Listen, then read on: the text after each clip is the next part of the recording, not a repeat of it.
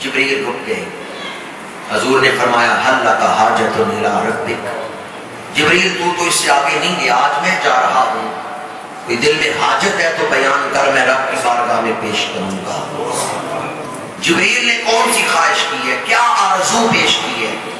عرض کیا یا رسول اللہ میرے دل میں یہ آرزو ہے آپ کے گناہگار امتی جب پل صراط پہ چڑھیں اور ان کے قدم لرزنے لگے، پھسلنے لگے، لرزش کھانے لگے، قریب ہو کہ وہ دوزخ میں گرنے لگے ہیں، اللہ مجھے اذن دے میں آپ کے گناہگار امتیوں کے پروں قدموں کے نیچے اپنے پر بچھا اور انہیں اٹھا کے جنت کے دروازے تک پہنچا.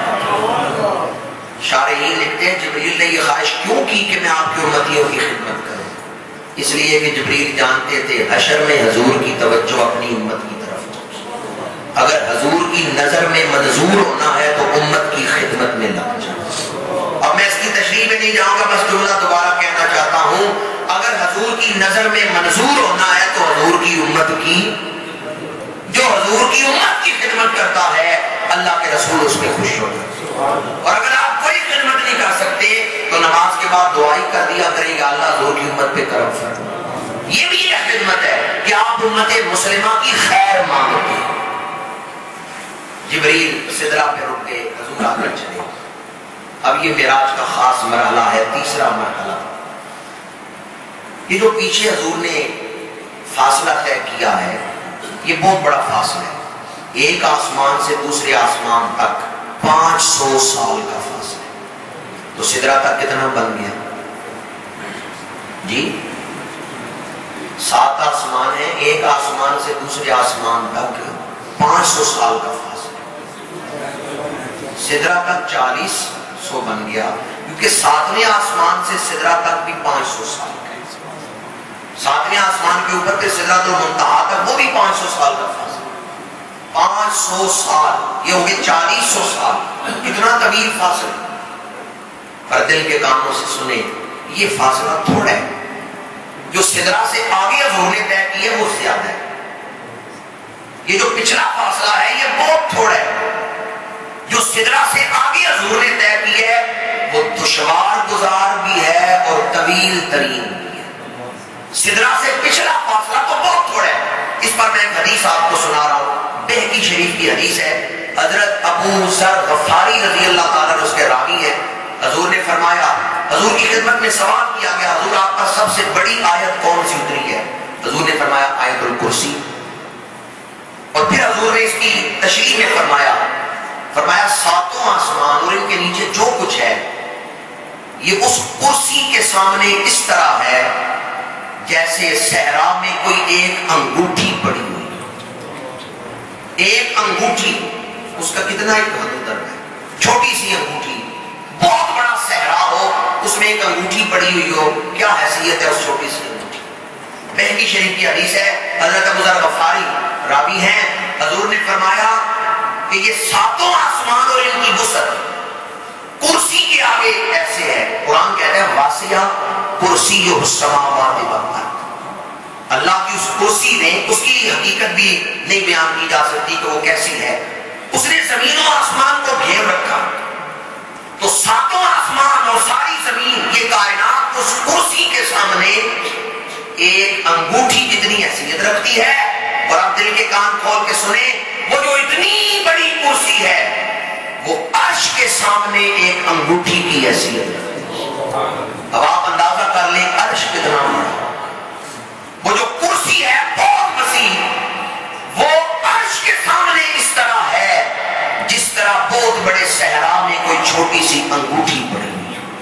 تو اس لیے میں کہتا ہوں کہ سدرۃ المنتہا سے پچھلا جو سفر ہے وہ تھوڑا ہے، اس سے اگلا جو سفر ہے وہ طویل ترین ہے. دوسری بات، حضور سدرۃ المنتہا سے آگے چلے، جبریل پیچھے اور براق نیچے، تمام مخلوقات نیچے رہ گئی. رف ایک سبز رنگ کا تخت ہے جس پہ حضور بیٹھے ہیں، اور ایک مقام تک، مقام نور تک وہ تخت ساتھ گیا ہے. لیکن جب مقام نور میں داخل ہوئے تو تخت بھی رہ گیا اور حضور تنہا داخل ہوئے، اکیلے آگے تشریف لے گئے. یہاں تک آئے ہیں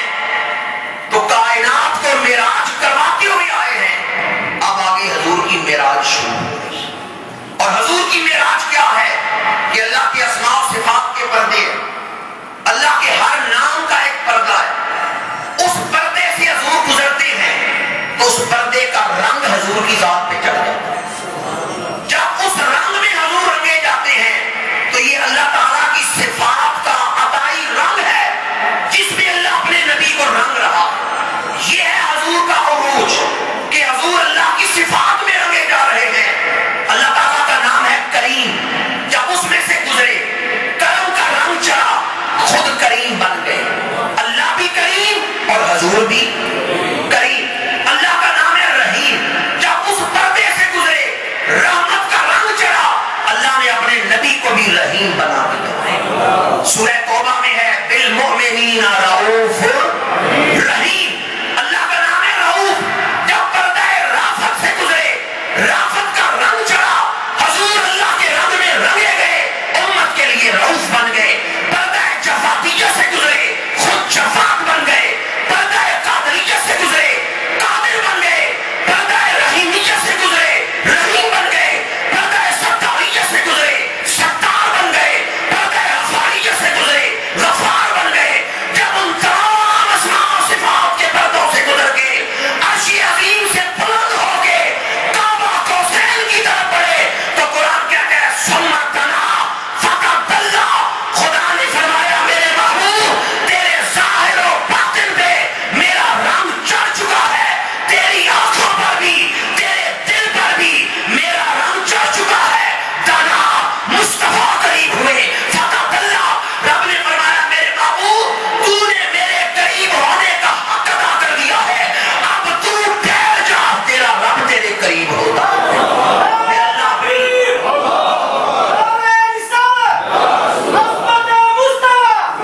پھر خدا اپنی شان کے مطابق قریب ہوتا ہے۔ اور بعض نے کہا دنا فتدلی، قرب ذات ہوا، پھر قرب صفات ہوا، فکان قاب قوسین او ادنی، او ادنی کی خلوت میں پہنچے تو حلیمہ کبریٰ سے صدا آئی، پھر کہا حق نے پیارے مجھے دیکھ لے، میں تجھے دیکھ لوں تو مجھے دیکھ لے، جو تجھے دیکھ لے وہ مجھے دیکھ لے، دیکھنے کا مزہ، دیکھنے کا مزہ، ما زاغ البصر وما طغى، حضور نے اس طرح دیکھا ہے کہ دیکھنے کا حق ادا کر دیا۔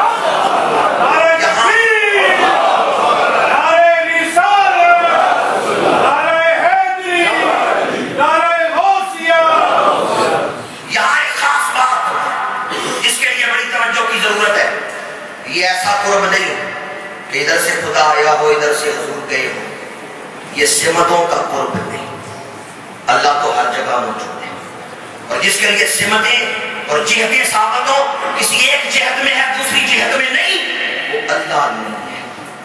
خدا ہر جہت میں ہے، ہر جگہ موجود ہے، ہر مکان میں۔ اور فکری نے کیا خوب لکھا ہے، آپ مکان خالی، اس کی کوئی مکان نہ خالی۔ اللہ تعالیٰ تو ہر جگہ موجود ہے، کوئی یہ نہ سمجھے کہ حضور و ادنا میں گئے تو ایک طرف سے خدا آیا ایک طرف سے مصطفیٰ آیا، نہیں، یہ قرب اللہ کی شان کے لائق نہیں ہے۔ اللہ اس طرح قریب ہوا ہے جو اس کی شان کے لائق ہے۔ اب اتنا ہی کہوں گا کہ عقل تھوڑی ہے اور وہ مقام کو نہ دے، یا پھر ایک آسان سی مثال دے رہا ہوں، اگر آپ غور کریں تو بات آپ کو سمجھ آ جائے گی۔ ایک ہے قرب ذات، ایک ہے قرب صفات۔ قرآن مجید میں اللہ نے فرمایا وَإِذَا سَأَلَكَ عِبَادِي عَنِّي فَإِنِّي قَرِيبٌ، جب میرے بندے آپ سے میرے بارے میں پوچھیں تو آپ کو کہہ دیجئے میں قریب ہوں، میں۔ دوسرے مقام پہ فرمایا إِنَّ رَحْمَتَ اللَّهِ قَرِيبٌ مِّنَ الْمُحْسِنِينَ، بے شک اللہ کی رحمت محسنین کے قریب ہے۔ ذرا ان دونوں آیتوں میں فرق تو بتائیں کیا ہے۔ کہیں فرمایا اذا سألک عبادی، کوئی بھی بندہ پوچھے، مسلمان ہے کافر ہے، میرے بارے میں پوچھے، کہیں فإنی قریب، میں قریب ہوں، اللہ سب کے قریب ہے۔ اور دوسرے مقام پہ فرمایا ان رحمت اللہ قریب من اللہ کی رحمت محسنین کے قریب ہے۔ اللہ سب کے قریب ہے پر اللہ کی رحمت سب کے قریب ہے۔ اللہ کی رحمت کس کے قریب ہے؟ میرے پاس ایک فقیر آیا، میرے سامنے کھڑا ہو کے مانگنے لگا، میں نے اس کو کچھ نہیں دیا، خالی لوٹا دیا۔ اب میں تو اس کے قریب ہوں پر میری عطا اس کے قریب، میری محبت اس کے قریب۔ اگر میری محبت اس کے قریب ہوتی تو میں اس کو کچھ دیتا۔ میں نے مانگنے والے کو خالی لوٹا دیا، گویا میرا جسم تو اس کے قریب ہے، میری ذات تو اس کے قریب ہے پر میری محبت اس کے قریب نہیں۔ تنا فتدلی، مفسرین کہتے ہیں قرب ذات ہوا، پھر قرب صفات ہوا۔ اللہ بھی حضور کے قریب ہے، اللہ کی رحمتیں بھی حضور کے قریب ہے، اللہ بھی حضور کے قریب ہے، اللہ کی صفات بھی حضور کے قریب ہے۔ اور سوچا بھی نہیں جا سکتا.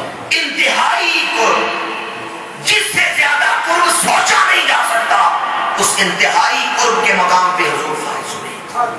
امام حاکم نے ایک روایت نقل کی ہے، اللہ نے فرمایا محبوب کائنات کا دولہا دیکھا ہے، کائنات کا دولہا دیکھا ہے. عرض کیا یا اللہ یہاں تو کوئی تیسرا نہیں، میں ہوں تیرا اب، تو ہے میرا معبود، یہاں تو تیسرا کوئی ہے نہیں، کائنات کا دولہا کون ہے؟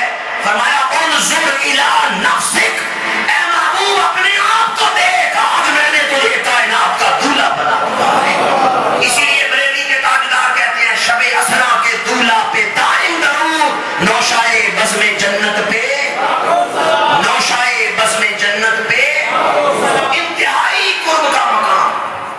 اور اوادنا کی خلوتوں میں حضور نے اپنے رب کا دیدار کیا ہے.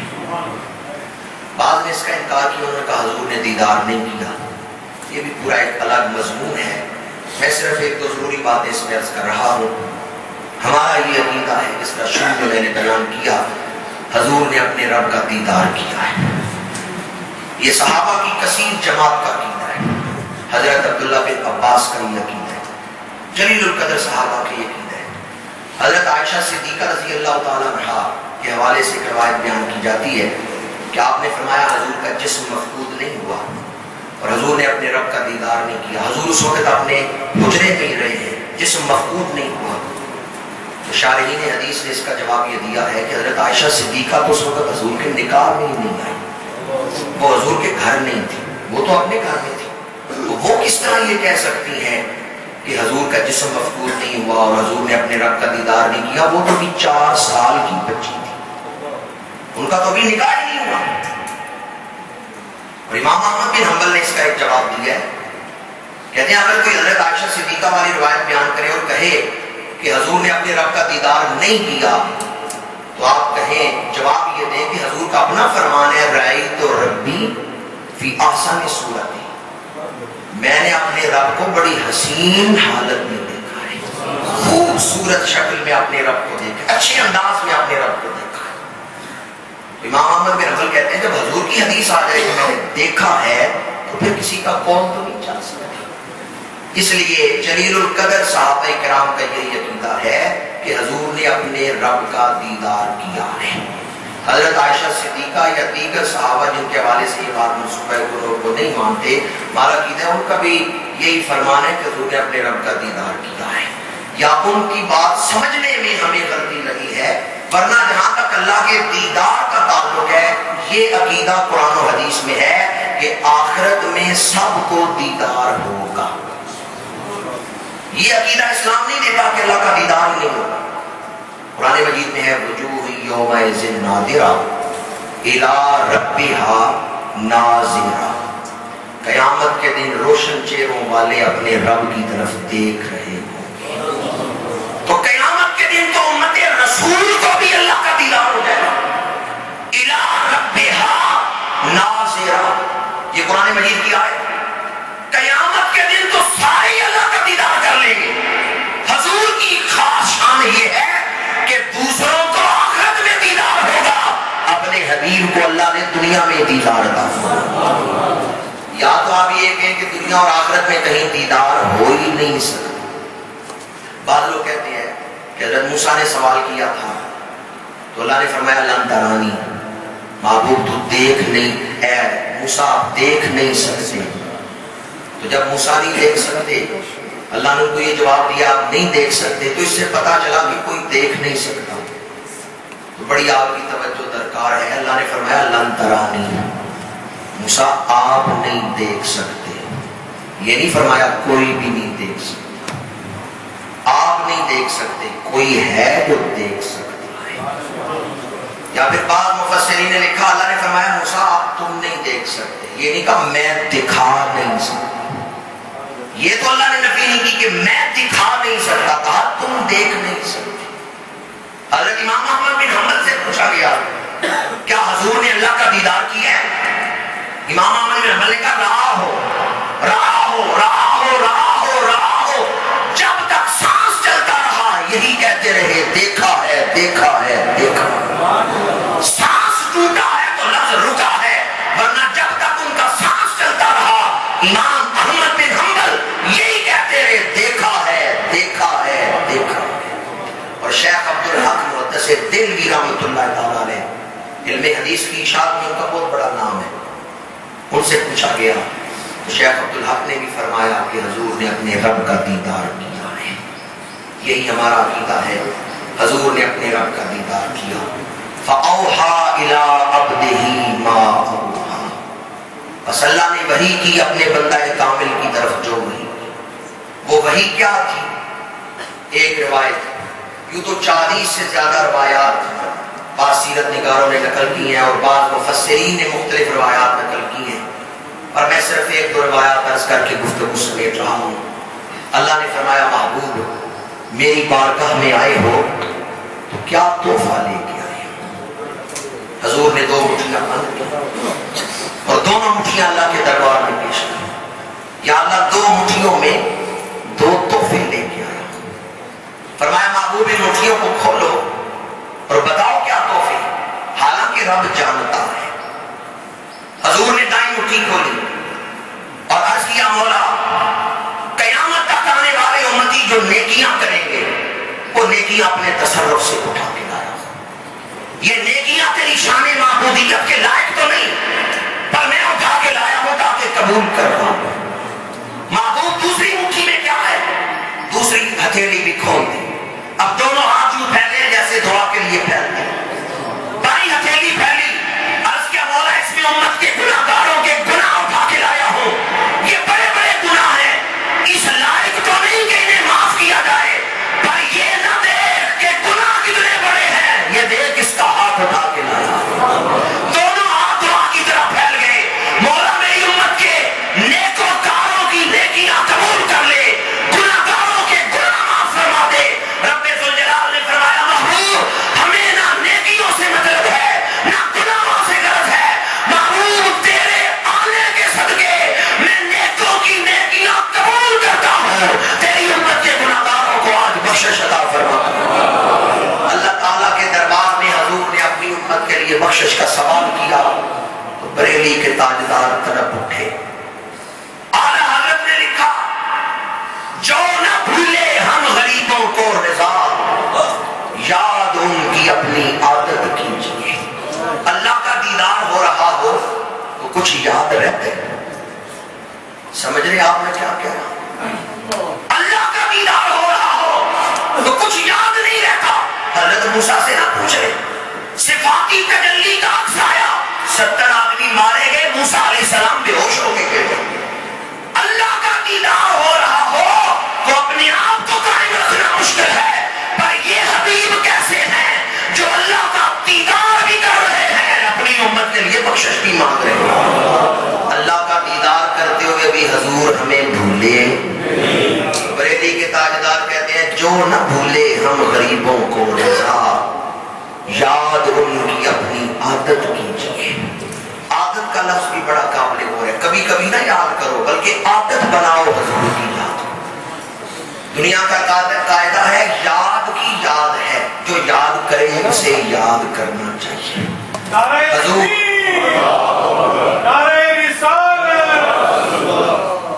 میں نہیں کہوں گا کہ آپ بلند آواز سے نعرہ لگائیں، لیکن اتنا ضرور کہوں گا کہ شوق کے ساتھ حضور کا ذکر کریں۔ میں کس مقام کو بیان کر رہا ہوں؟ معراج کی خاص کیفیت کو بیان کر رہا ہوں، اور اللہ کے دربار میں حضور کس کا ذکر کر رہے ہیں۔ ولادت کے دن سر سجدے میں رکھ کے رب حبل امتی، پروردگار میری امت کو بخشش عطا فرما، غاروں میں روتے رہے تو میری اور آپ کی بخشش مانگتے رہے۔ عید والا دن ہے، بڑی عید کا دن، حضرت علی سے فرمایا 2 مینڈے لے کے آؤ۔ یا رسول اللہ ہر کوئی ایک قربانی دے رہا ہے، آپ 2 قربانیاں کیوں دے رہے ہیں؟ فرمایا ایک اپنی طرف سے، ایک اپنی گناہگار امت کی طرف سے دے رہا ہوں۔ جو نہ بھولے ہم غریبوں کو رضا، یاد ان کی اپنی، یاد ان کی اپنی۔ وہ بھی کوئی امتی ہے جسے حضور اس احسان کی قدر ہی نہ ہو۔ پھل والی دکان پہ جائیں نا پھل لینے، تو پوچھتے ہیں یہ آم کس طرح لگائے، وہ قیمت بتاتے ہیں، آپ کہتے ہیں 2 کلو ڈال دو، پر ایسا کرنا کوئی گندا دانہ نہ ڈالنا۔ کوئی داغی دانا نہ ڈالنا. وہ پھل بیچنے والا اگر کوئی انگلیوں میں گھما پھرا کے گندا دانا رکھنا چاہے تو ہم اٹھا کے باہر رکھ دیتے ہیں, کہتے ہیں میں نے پیسے پورے دینے ہیں, گندا سودا کیوں لوں, داغی سودا کیوں لوں. کوئی پیسے پورے دے کے داغی اور گندا سودا لینا پسند نہیں کرتا. معراج کی رات حضور اللہ کے دربار میں عرض کر رہے ہیں, الصالحون لک والطالحون لی, مولا جو ستھرے ستھرے ہیں وہ سارے تو رکھ لے, جو گندے گندے ہیں وہ سارے مجھے دے دے. کون ہے جو گندوں کا خریدار ہے, جو نہ بھولے ہم غریبوں کو رضا, یاد ان کی اپنی. اگر حضور کی دعاؤں کا صاحبان نہ ہوتا تو آج ہمارے چہرے مسخ ہو چکے ہوتے. اگر حضور کی رحمتوں کا حوالہ نہ ہوتا, حضور کی رحمتوں کا صاحبان نہ ہوتا تو آج ہم مبتلا عذاب ہو چکے ہوتے. یہ حضور کی ان شفقتوں, ان رحمتوں, ان محبتوں, ان دعاؤں کی تاثیر ہے کہ آج گناہ کر کے بھی ہم زمین پہ چل پھر رہے ہیں. اس لیے آئے اس حبیب کا ذکر محبت سے کریں, جو نہ بھولے ہم غریبوں کو رضا, یاد ان کی اپنی عادت. جبریل امین نے سدرہ کے مقام پر حضور سے ایک عرض کی تھی, یا رسول اللہ میرے لیے اللہ سے یہ اذن لے دیں کہ آپ کے گناہگار امتیوں کو میں قیامت کے دن اپنے نورانی پروں پر اٹھا دوں, پل صراط پہ وہ لرزنے لگے میں اٹھا کے جنت میں پہنچا دوں.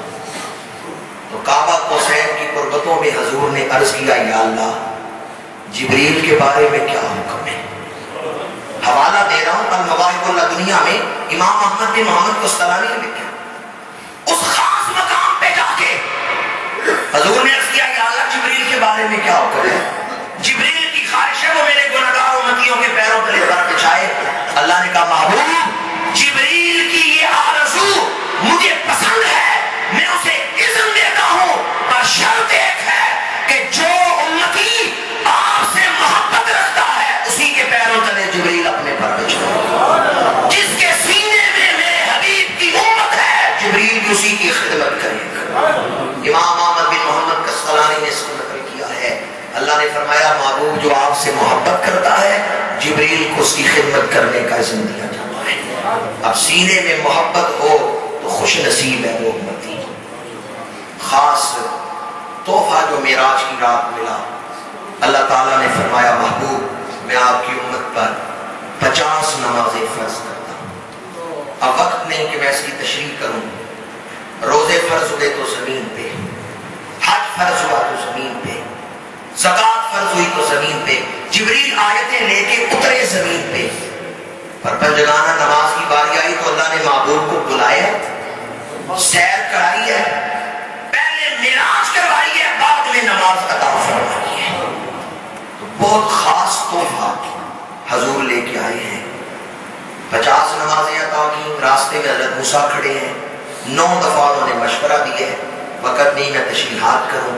9 دفعہ حضور واپس گئے ہیں, 5 نمازیں رہ گئی ہیں اور 45 معاف ہو گئی. 5 نمازیں لے کے حضور تشریف لائے.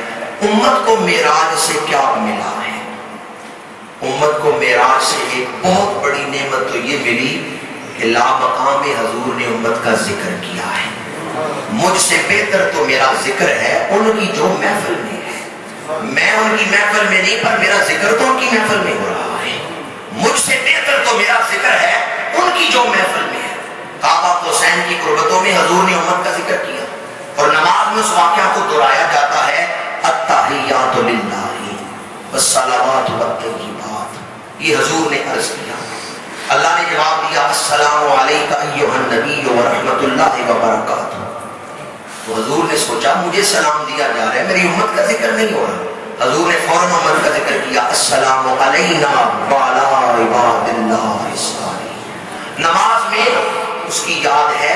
اور امام غزالی, امام رازی جلیل القدر ہستیاں لکھتی ہیں جب سلام پیش کرو تو اسے خبریہ طور پہ نہیں بلکہ انشائیہ طور پہ پڑھو, السلام علیکہ ایھا النبی, اے نبی آپ کی بارگاہ میں سلام ہو. اور اگر آپ توجہ سے نماز میں سلام پڑھیں تو کئی ایسے بزرگوں نے لکھا ہے, حضرت مولانا سلطان احمد صاحب حسنہ والا میں بزرگ گزرے ہیں, پرانے استاد تھے, وہ فرماتے ہیں میں نماز میں جب کہتا ہوں السلام علیکم ایھا النبی، مجھے حضور کی زیارت نصیب ہو جاتی ہے۔ تو نماز خاص تحفہ ہے معراج کا جو حضور نے اپنی امت کو لا کے دیا ہے۔ نماز بھی معراج ہے۔ اگر کوئی نماز کو صحیح طریقے سے پڑھے تو نماز بھی معراج ہے۔ میں نے جو آیت معراج آپ کے سامنے تلاوت کی وہ کس لفظ سے شروع ہوتی ہے؟ 15ویں پارے کا پہلا لفظ کیا ہے؟ اور نماز کس لفظ سے شروع ہوتی ہے؟ آپ نے نیت کی اللہ اکبر، ہاتھ باندھ لیے، پہلا لفظ کیا کہتے ہیں؟ جس لفظ سے ذکر معراج شروع ہوتا ہے سبحان، اسی لفظ سے نماز شروع ہوتی ہے۔ گویا نمازی نے اللہ اکبر کہہ کے ہاتھ باندھ لیا، اب اس کی روحانی معراج شروع ہو۔ آپ روزہ رکھیں، نیت کر لی روزے کی، لوگوں سے باتیں کر سکتے ہیں یا نہیں کر سکتے؟ روزے کی حالت میں دکانداری کر سکتے ہیں یا نہیں؟ روزے کی حالت میں ڈیوٹی دے سکتے ہیں یا نہیں؟ لوگوں سے باتیں کر سکتے ہیں؟ حج کرنے گئے، احرام باندھ لیا، حج شروع ہے، عرفات میں آپ کھڑے ہیں، باتیں کر سکتے ہیں لوگوں سے یا نہیں کر سکتے؟ عرفات سے مزدلفہ کی طرف آ رہے ہیں، راستے میں باتیں کر سکتے ہیں یا نہیں؟ دوسری عبادات ایسی ہے کہ عبادت بھی ہو رہی ہے اور لوگوں سے باتیں بھی ہو رہی ہیں، اور جو ہی آپ نے نماز شروع کی اب کسی سے بات کر سکتے ہیں؟ کیوں نہیں کر سکتے؟ اس لیے کہ جب نماز شروع کی تو اپنے رب سے باتیں شروع ہو گئی، اپنے رب سے کلام شروع ہو گیا۔ نماز میں اور دوسری عبادات میں یہ فرق ہے، روزہ ہو، حج ہو، عبادت بھی ہو رہی ہے اور باتیں بھی جاری ہیں، لیکن نماز کی یہ شان ہے جو ہی نیت کر لی اب کسی سے باتیں نہیں کر سکتے، اب صرف اپنے رب سے باتیں کریں۔ چلے آپ کسی سے بات تو نہیں کر سکتے، کیا اپنے آپ سے بات کر سکتے ہیں؟ نماز کے دوران اپنے آپ سے باتیں کر سکتے ہیں؟ ماشاءاللہ آپ نے بالکل صحیح کہا ہے، پر بعض لوگ نماز میں کھڑے ہو کے دوسروں سے تو باتیں نہیں کرتے، اپنے آپ سے کرتے ہیں۔ میں نماز پڑھ کے دکان پہ جاؤں گا، دکان سے پھر گھر جاؤں گا، گھر سے پھر میں گراؤنڈ پہ جاؤں گا، یہ اپنے آپ سے باتیں۔ تو نماز کس چیز کا نام ہے؟ نماز کے دوران نہ کسی غیر سے باتیں کرنی ہے، نہ اپنے آپ سے باتیں کرنی ہے۔ نماز میں کلام کرنا ہے تو صرف اپنے رب سے کلام کرنا ہے۔ اگر کسی کو ایسی نماز مل جائے کہ جو ہی وہ نماز میں داخل ہوا نہ اپنے ساتھ باتیں کرتا ہے نہ لوگوں کے ساتھ باتیں کرتا ہے، صرف اپنے رب کے ساتھ کلام کر رہا ہے، وہ نماز کا سلام بعد میں پھیرے گا، جنتیوں میں پہلے شامل ہو چکا ہے، اس کی نماز معراج بن جائے گی۔ ہمیں آج نماز پڑھنا نہیں آتی، نماز پڑھنے کی جانچ نہیں ہمیں، میں نے جان بوجھ کے یہ پنجابی کا لفظ بولا ہے کہ اس میں بلاغت بڑی ہے، ہمیں نماز پڑھنے کے آداب نہیں آتے، ورنہ نماز اپنے اندر ایسی برکتیں رکھتی ہے اور ایسی حلاوت رکھتی ہے کہ حضرت موسیٰ قبر میں جا کے بھی نماز ادا کر رہے ہیں۔ کیسی برکتیں ہیں نماز میں، نبی قبر میں جا کے بھی نمازیں نہیں چھوڑے۔ اور دیگر عبادتوں میں اور نماز میں ایک فرق یہ بھی ہے، شریعت کا آدمی مکلف ہوتا ہے جب بالغ ہوتا ہے، نابالغ شریعت کا مکلف نہیں۔ نابالغ بچہ زکوٰۃ نہ دے تو گناہ گار، اور نابالغ بچہ روزہ نہ رکھے تو گناہ گار، اس پہ شریعت فرض ہی نہیں۔ شریعت فرض ہوتی ہے جب وہ بالغ۔ اور نماز کے بارے میں سنیں، حضور کی حدیث ہے بچہ 7 برس کا ہو تو اسے نماز کی تربیت دو، نماز سکھاؤ، حالانکہ 7 سال کا بچہ بالغ ہو، اور 10 سال کا ہو جائے تو سختی سے نماز پڑھاؤ۔ دوسری عبادات کے لیے اس سختی کا حکم نہیں کہ 10 سال کی عمر میں سختی سے وہ عبادت کرو، لیکن نماز کے بارے میں ہے 7 سال کا بچہ ہو نماز سکھاؤ، 10 سال کا ہو جائے اسے سختی سے نماز پڑھاؤ۔ کیوں؟ اس لیے کہ تمہارے بچے بچپن سے ہی نمازی بن جائیں، بچپن سے ہی وہ نمازی بن جائیں۔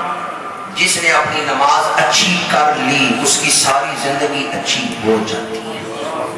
اور میں آپ لوگوں کی خدمت میں عرض کروں گا، ہمارے ہاں اقلا کیا جاتا ہے، بچے بات نہیں مانتے، بچے باپ کے آگے غصے سے بولتے ہیں، کوئی وظیفہ بتائیں، کوئی تعویذ دیں، کوئی عمل کریں، بچے ادب والے ہو جائیں۔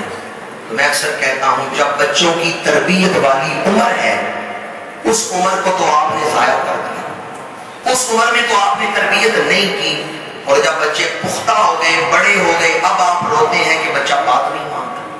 یہ جو عمر ہے نا 7 سال سے 10 سال تک، یہ بچوں کی تربیت کے لیے خاص عمر ہے۔ قوم پل یا کوئی شاخ زمین سے نکلے، وہ نرم ہو، اسے جدھر موڑنا چاہے موڑ سکتے ہیں، اور جب وہ مضبوط تنا بن جائے تو اس کو پھر نہیں موڑا جا سکتا۔ یہ جو عمر ہے 7 سے 10 سال کی عمر، یہ بچوں کی تربیت کے لیے خاص عمر ہے۔ لیکن جب بچے 18 سال کے 20 سال کے ہو جائیں، اب ان کے ذہنوں میں کچھ عادتیں پختہ ہو جاتی ہیں، اب ان کی تربیت کے لیے محنت زیادہ کرنی پڑتی ہے۔ بچپن میں ہم کہتے ہیں بچہ چھوٹا ہے، بڑا ہو جائے گا ٹھیک ہو جائے گا، بڑا ہو جائے گا ٹھیک ہو جائے گا، حالانکہ وہ بڑا ہو کے اور خراب ہو جاتا ہے۔ تو میں یقین جانیے اتنا دل دکھا ہوا ہے، دنیا بھر میں پھر کے حالات دیکھے ہیں۔ معراج شریف کی رات میں حضور کی امتیوں کے سامنے ایک خادم کی حیثیت سے بیان کر رہا ہوں، میں ہاتھ جوڑتا ہوں آپ کے سامنے، وہ دولت نہ کمائیں جو آپ کے بچوں کو برباد کرتے ہیں۔ آپ نے دولت ضائع کر دی ہے، اولاد بھی دولت ہے، اولاد بھی دولت ہے۔ آپ لوگ بڑے خوش نصیب ہیں، لاکھوں لوگوں سے بہتر ہیں جو اچھی زندگی گزار رہے ہیں، اللہ آپ کو اور برکتیں دے۔ پر خدا اس خادم نے ہاتھ باندھ کے آپ کے سامنے عرض کیا ہے، اپنے بچوں سے غفلت نہ کریں، اپنے بچوں کی تربیت کریں۔ اللہ کے رسول کا فرمان ہے کلکم راعٍ وکلکم مسئول عن رعیتہ، قیامت کے دن ہر نگہبان سے پوچھا جائے گا اس نے اپنی رعیت کے ساتھ کیا سلوک کیا ہے۔ آپ کی بڑی ذمہ داریاں ہیں، آپ کی بڑی ڈیوٹیاں ہیں، ساری دیں۔ میں دعا کرتا ہوں اللہ آپ کے رزق میں، کام میں برکت دے، اور ایک کام ضرور کریں، اپنی اولاد سے غافل نہ، اپنی اولاد کی تربیت کریں، اور اگر آپ صحیح طریقے سے تربیت کریں گے تو انشاءاللہ اولاد سمجھ جائے گی۔ میں نے یورپ کے اندر، ناروے میں اور کئی ملکوں میں دیکھا ہے، یورپ میں رہ کے بچے بہت اچھی زندگی گزار رہے ہیں، قرآن کے حافظ ہیں، برائیوں سے بچے ہوئے ہیں۔ وجہ کیا ہے؟ ماں باپ نے بر وقت توجہ دی، اور جب بر وقت ماں باپ نے توجہ نہیں دی تو پھر اولاد بگڑ گئی۔ معراج شریف کی رات آئیں، اپنے آپ کو بدلنے اور اپنی اولادوں کی زندگیوں کو دینی رنگ سے آراستہ کرنے کا عزم و ارادہ کریں۔ پتھر اپنے آپ کو نہیں بدلتے، انسان اپنے آپ کو بدلتا ہے۔ پتھر میں اور انسان میں یہ فرق ہے کہ پتھر نہیں اپنے آپ کو بدلتے، لیکن انسان کوشش کرے تو اپنے آپ کو بدل سکتا ہے۔ اور آپ مرد ہیں، مردوں کو تو اللہ نے بڑی طاقتیں دی، مرد ارادہ کرے اللہ کی مدد اس کے شامل آ ہوتی۔ ہم ارادہ ہی نہیں کرتے، کہتے ہیں ہو ہی نہیں سکتا، ہو ہی نہیں سکتا۔ آپ کوشش تو کریں، اللہ مدد کرنے والا ہے۔ دنیا چاند پہ پہنچ گئی ہے، آپ اپنے گھر کی اصلاح نہیں کر سکتے، کہتے ہیں ہو ہی نہیں سکتا، ارادہ ہی نہیں کرتے۔ آئیں معراج شریف کی رات یہ ارادہ کریں، اپنی زندگیوں میں ایک یو ٹرن لیں۔ اگر زندگی برائیوں کی طرف جا رہی ہے تو یو ٹرن لے کے اس مسجد میں یہ ارادہ کریں کہ آئندہ زندگی گزرے گی تو حضور کی محبت میں گزرے گی۔ میں نے تو بڑا زور لگا کے بات کی ہے، چند دوستوں نے انشاءاللہ کہا ہے، باقیوں کا کیا خیال ہے؟ اور میں نے ہاتھ بھی جوڑے ہیں کہ میں اس تقریر نہ سمجھ لیں تقریر کر کے انہوں نے چلا جانا ہے۔ بڑے لوگ آتے ہیں، تقریر کرتے ہیں، یقین جانیے ہر آنے والا لائق کے ساتھ احترام ہے۔ آپ کسی کے دل کو تو نہیں کھول کے دیکھ سکتے کہ یہ کس درد سے یا علم سے بات کر رہا ہے۔ علامہ اقبال، آپ سارے واقف ہیں اقبال کے نام سے، مرے کالج میں پڑھتے ہیں، کالج سے گھر آئے تو دروازے پہ ایک فقیر کھڑے مانگ رہے، بھیک مانگ رہے۔ اقبال کو غصہ آیا، اس فقیر کو 2-3 تھپڑ مارے، دروازے سے ہٹایا۔ کالج کا زمانہ تھا، جوانی کی عمر تھی، اس بھیک مانگنے والے کو 2-3 تھپڑ مارے۔ علامہ اقبال کے والد آ گئے، علامہ اقبال کے والد نے اپنے بیٹے کو ہٹایا، اس مانگنے والے فقیر سے معافی مانگی، کچھ اس کو دیا، بھیج دیا۔ گھر کے اندر داخل ہوئے، بیٹھ کے رونے لگے۔ اقبال نے کہا ابا جان میں نے مارا فقیر کو ہے، آپ کیوں رو رہے ہیں؟ کہا رو اس لیے رہا ہوں تو نے یہ دیکھا کہ یہ غریب ہے، یہ نہیں دیکھا امتی کس کا ہے۔ اگر قیامت کے دن اللہ کے رسول نے مجھ سے پوچھا کہ تیرے بیٹے نے میرے امتی کو مارا تھا، میں کیا جواب دوں گا؟ بیٹا میری نظر میں تو حشر کا میدان آ گیا ہے، قیامت کے میدان میں اگر اللہ کے رسول نے مجھ سے پوچھ لیا کہ تو نے اپنے بیٹے کی تربیت ہی نہیں کی، تو نے اپنے بیٹے کو ایسی کھلی چھٹی دے رکھی تھی کہ تیرے بیٹے نے میرے امتی کو مارا ہے، بیٹے میں کیا جواب دوں گا؟ اقبال کالج میں پڑھتے تھے پر رو پڑے اور موت کے وقت تک اس کے سانس سے نکل نہیں سکے، بلکہ اسی میں زندگی گزاری ہے۔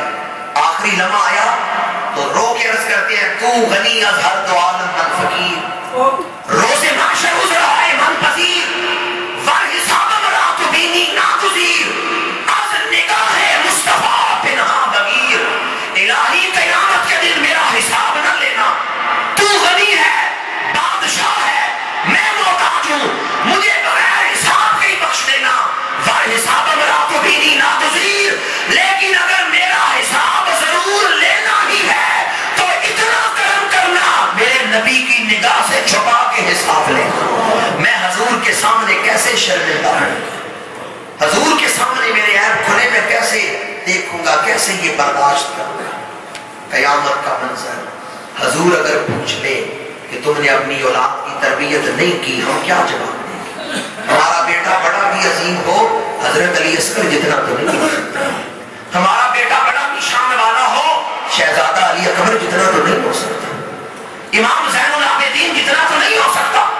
یہ نبی کی آل میدان کربلا میں کیا نمونہ پیش کر رہی ہے؟ امام حسین نے اپنے بیٹے میدان کربلا میں شہید کروا کے ان کی لاشیں اٹھا کے بتا دیا اولاد بڑی پیاری ہے پر نبی کے دین سے زیادہ پیاری۔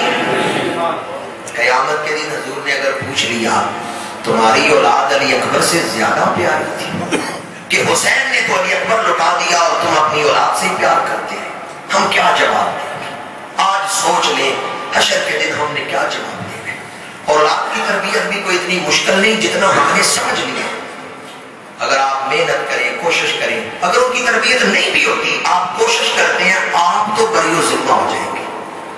اگر اولاد نہیں سدھرتی، نہیں سبرتی، لیکن آپ محنت کرتے ہیں، آپ تو اللہ کے دربار میں سرخرو ہو گئے، آپ کو تو اس محنت کا اجر مل جائے گا۔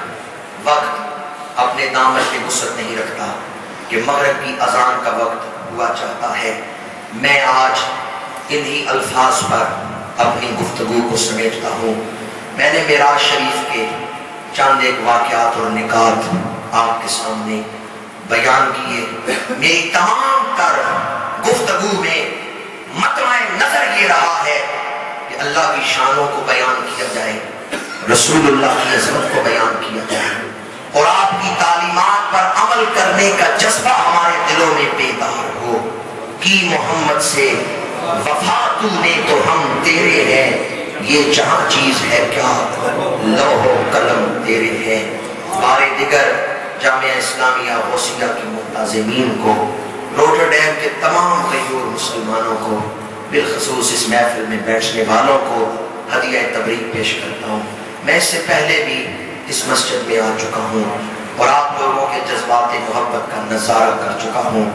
اس وقت بھی جب ربیع الاول شریف میں پچھلے سال میں آیا تو آپ لوگوں کے جذبات کو دیکھ کے یورپ میں جہاں بھی گیا میں اس کا تذکرہ کرتا رہا اور پاکستان میں جا کے بھی میں نے اپنے ان بھائیوں سے یہ بات بیان کی کہ الحمدللہ ہمارے ایسے مسلمان بھائی یورپ میں آباد ہیں جو یورپ میں جا کے اپنے دین کو بھولے نہیں ہیں، جنہوں نے یورپ میں جا کے بھی مسجدوں کو یاد رکھا ہے، اور آج بھی میں اسی محبت کا نظارہ کر رہا ہوں۔ دعا کرتا ہوں اللہ تعالیٰ اس مسجد کو مزید برکتیں توسیع عطا فرمائے اور آپ سب لوگوں کو اس مسجد کی توسیع میں بڑھ چڑھ کے حصہ لینے کی توفیق عطا فرمائے۔ جن جن دوستوں نے اس گناہگار کے ساتھ محبت کا اظہار کیا اور اس سفر کے سبب بنے، میں ان سب کے لیے دعا گو ہوں۔ اللہ تعالیٰ انہیں شوق سے بڑھ کے انہیں اجر عظیم عطا فرمائے۔ وما علینا الا